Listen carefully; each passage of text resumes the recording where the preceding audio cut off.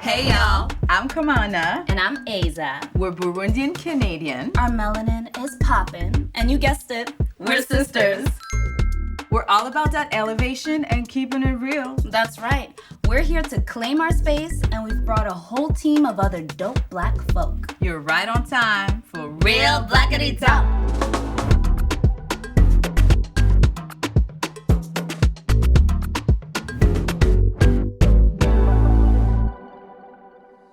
It's time to massage the shoulders of the giants we've been standing on. From the marches to the cookouts. From our ancestors to our future generations. Community is lit! Join us as we stand up for one another and unleash our imagination with our team of intelligent, creative, and stunning Blaxperts. Blaxperts, unite! I've been lucky enough to build this chosen family. These are people that see me even before I see myself. The way community shows up in my life is just about being there as a support system for youth. It really does fuel my soul.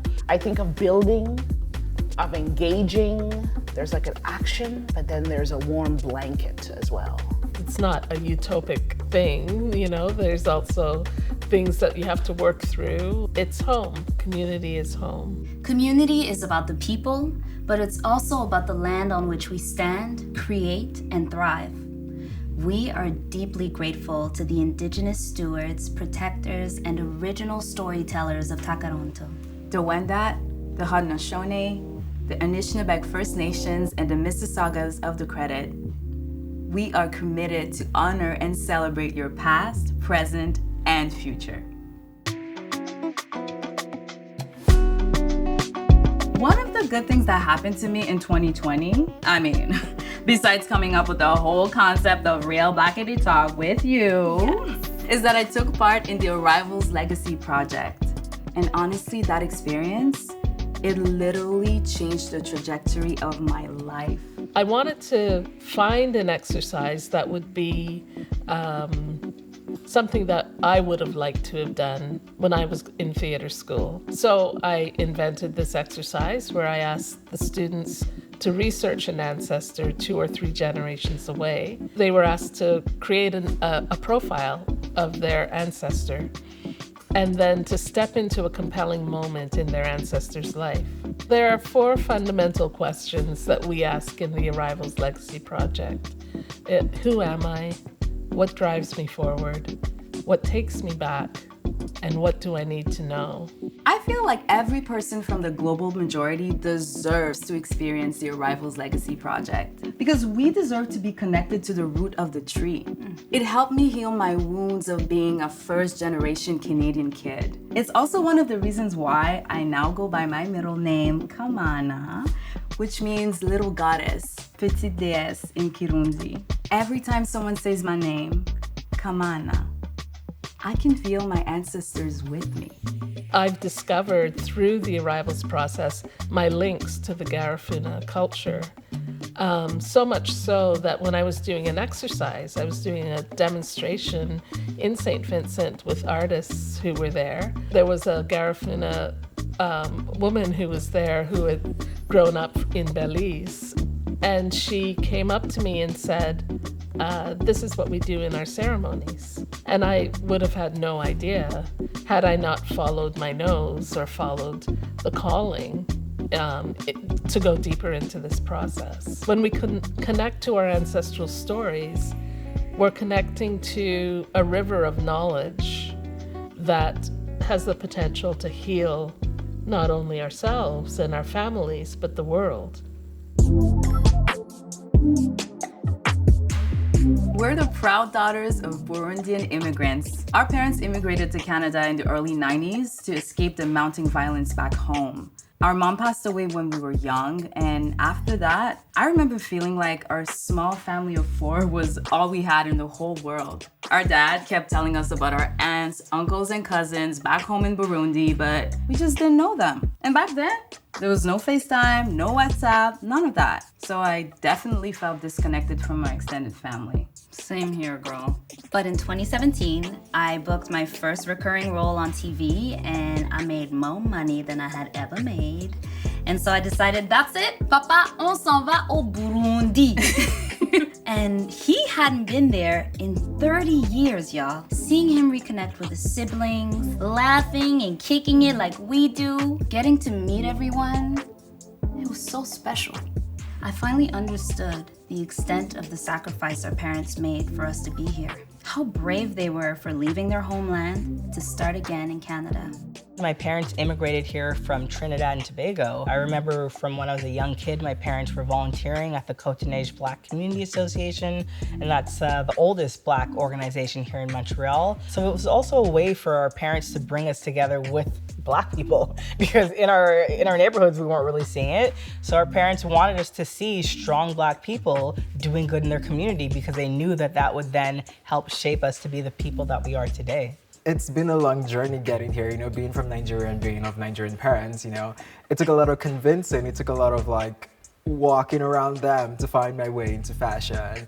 And once I did, it just felt true, it just felt authentic. And yeah, I'm just settling into that love and accepting that fashion, it is a thing for me. For many of us, when you come out or when you are outed, it can be a bumpy ride. There are friends I have who have experienced silence from their families for decades. Some never hear from them again. Others are embraced, many are not.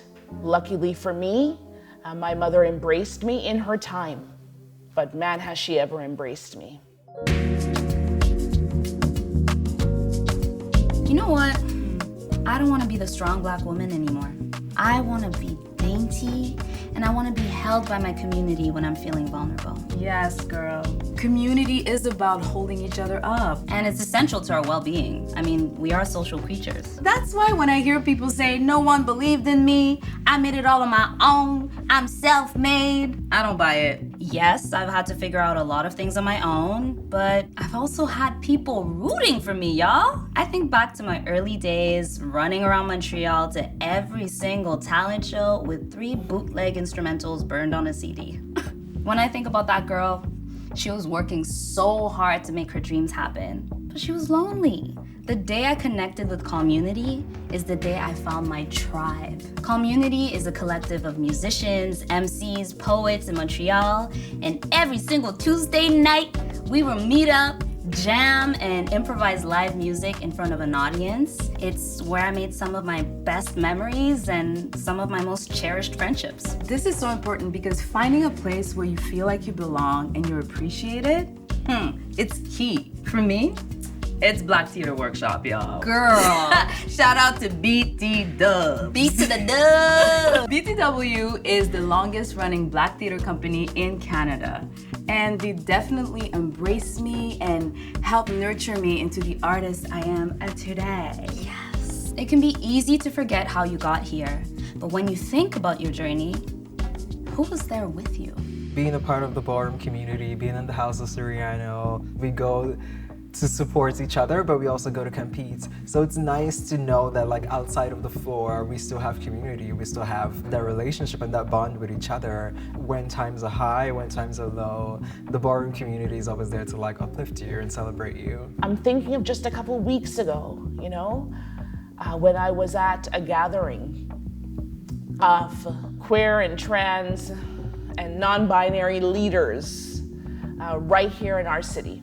And I looked around and I was surrounded by family, by friends, by people who care about me, who could care less about what my job is or what title I have. That is what our queer community means to me. We've been talking about community feeling like home, and home is supposed to feel safe. One thing that consistently threatens the safety of our community is the police. We need to stop pointing fingers at the US like we don't have police brutality right here in Canada. I have absolutely been discriminated against. I mean, growing up in the West Island in white communities, I've had cops, what I like to say, escort me home after going to a club. So I'd come home at 2, 3 in the morning and I'd have 2 cops following me home to my rich white neighborhood. It's just nonsense. The Ontario Human Rights Commission found that a Black person like you and me is 20 times more likely to be shot and killed by the police than a white person. And And the police force is publicly funded. We as Canadian taxpayers spend a collective average of $42.9 million per day on policing. Resources need to be reallocated to social services, because if you have a police going into a situation where there's someone that has mental health issues, if their first instinct is to grab their gun or to hurt someone, no, they need to be removed from the situation. I'm thinking of Regis Gorczynski-Paquette. She was a young Afro-Indigenous woman who found herself in a mental health crisis in Toronto during the summer of 2020. The cops were called, they showed up, and less than 30 minutes after that phone call was her tragic death. Now imagine if we had sent a mental health support team to her door instead of the police. Regis might still be here with us today. So as a community, how do we come together and protect one another? Better access to mental health practitioners, education, affordable housing, and everything that builds us up instead of breaking us down. And that's what the Defund the Police movement is all about. Taking a portion of that ridiculously large amount of police money and funneling it into community-led services and organizations that actually serve and protect us. To learn more about the Defund the Police movement and how you can support the cause, I highly recommend checking out defund.ca. The website is full of great resources and it's super easy to use. We can make a difference, and it doesn't have to feel impossible.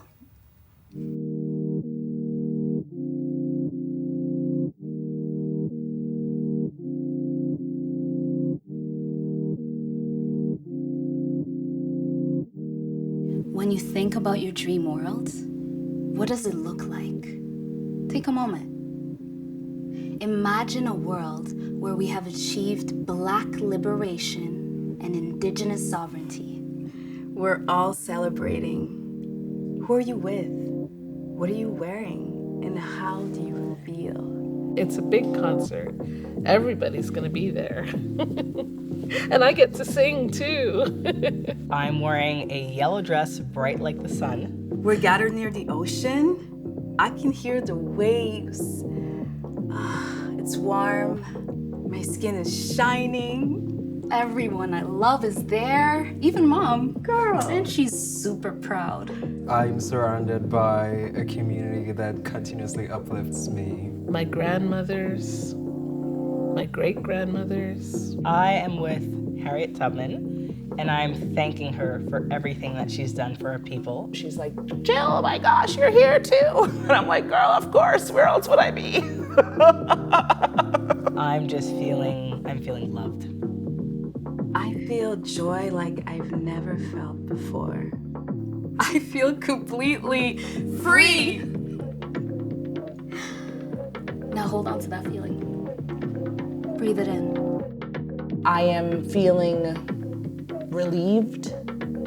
I am feeling safe. I'm feeling optimistic and so full of hope for the future.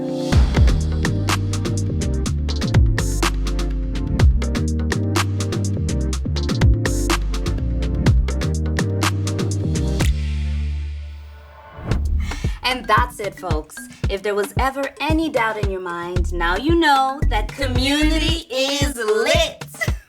Blaxperts, thank you for being part of our village and helping us envision the dream. To you out there, stay blessed, stay fly, And remember, Black Joy Matters. Thanks for tuning in, and make sure to check out the entire season of Real Blackity Talk. Blackity, Blackity, Blackity Talk.